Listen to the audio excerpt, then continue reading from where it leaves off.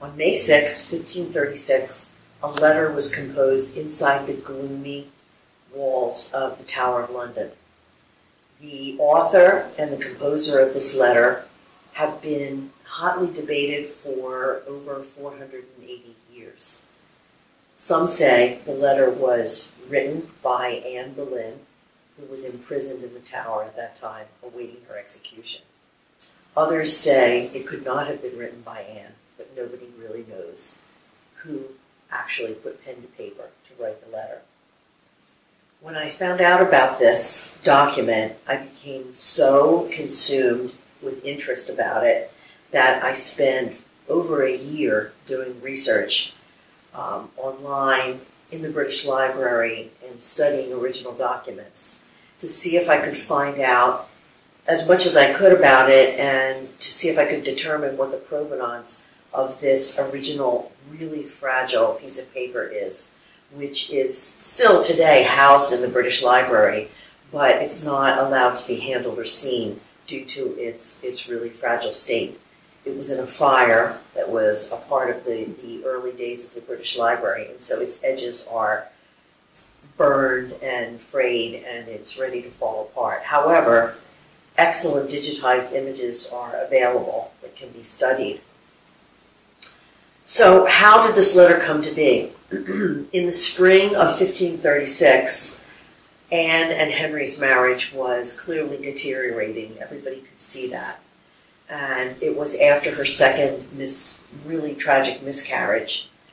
And on the date of May 2nd, 1536, while watching a tennis match, some of the king's guards came and gave Anne the command that she was to report to the Privy Council, where some of Henry's senior counselors addressed her and told her that she was accused of high treason and that she was under arrest. Shortly thereafter, she was rowed to the tower, and she was met by the constable of the tower, William Kingston, who showed her to the suite of rooms in which she had stayed just prior to her coronation, which would be her jail for the coming days. Over the time from May 2nd to May 6th, her demeanor varied wildly from hysteria to being okay and trying to be calm. During that time, though, she desperately wanted to talk with her husband, and she made a demand that she be able to see the king, a demand which was flatly denied. And the probable source of that denial was the king's secretary, Thomas Cromwell, who was not at the tower, but was giving Kingston instructions from afar. So upon that refusal, Anne asked if she might write her husband a letter, and that request was approved, but it seems that Anne was not allowed to actually write the letter herself, because we know that the handwriting of the original document is not Anne's. So in thinking about it and in looking at the circumstances surrounding this event, it became very clear to me that the letter was written by a scribe, probably with Anne dictating it and the William Kingston and some of the ladies who were assigned to watch over Anne, seeing what she was writing and making sure that everything was okay.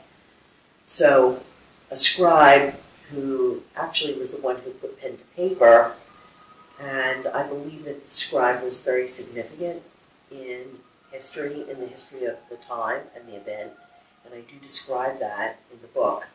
The letter is extremely well written and very poignant, and it begins, "Sir, your grace's displeasure and my imprisonment are things so strange unto me, as what to write or what to excuse, I am altogether ignorant." Just by that statement, which was her opening statement, we can see that she was completely mystified as to how these charges could have been brought against her. The letter goes on to discuss and state very clearly her innocence and how much she had and still did love the king and honored and respected him. Did the letter ever reach Henry? Did he ever have a chance to see it with his own eyes? My research tells me that he did not. And I have come to believe that it was hidden and stored in his personal belongings by the King's Secretary, Thomas Cromwell. We know that the original copy, which is held today in the British Library, was actually found in Cromwell's private papers after he was executed by Henry VIII in 1546.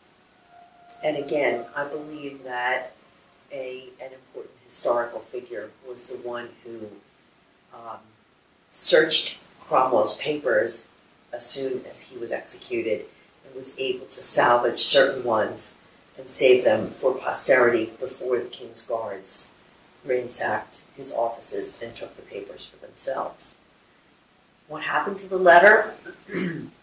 I have come to believe that it ended up in the hands of William Cecil, Lord Burleigh, and he was the great patron and secretary to Queen Elizabeth, and I believe that he gave the letter to Elizabeth.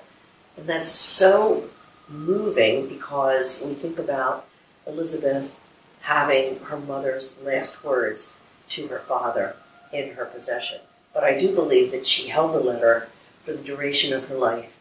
And then it was bequested from Cecil's papers to his great friend, Robert Cotton, who was an antiquarian, brilliant man, a lover of ancient documents, historical documents, and who compiled a set of precious documents which formed the core of the British Library today. And that's where the letter remains with its mystery and allowing us to just reflect on what might have been if Henry had had a chance to see it. In addition, in my book, Anne Boleyn's Letter from the Tower, I discuss an inscription that I found during the research that I conducted at the British Library. And this inscription was written by an antiquarian in the 1700s, and it refers to a statement made by a Franciscan friar who lived during Henry's time and lived in the friary adjacent to Greenwich Palace. The statement says that Henry had great grief at his deathbed over the injustices and the injuries done to the Lady Anne and her daughter Elizabeth, which is quite a shocking statement, not something that we hear about typically, but something that anybody who is interested in the history of Anne and Henry wonders, even today. Did he ever have remorse over what he did? This statement is mysterious, and while it can be verified that it was written by this particular friar, there's still more research to be done to see whether, in fact, such a confession was ever made. It certainly has not been written about or discussed openly. It was not discussed openly at that time, but it may very well be true. And it's something for us to ponder and to wonder whether, in fact, Henry did suffer guilt and grief over what he did to the woman who may well have been the great love of his life.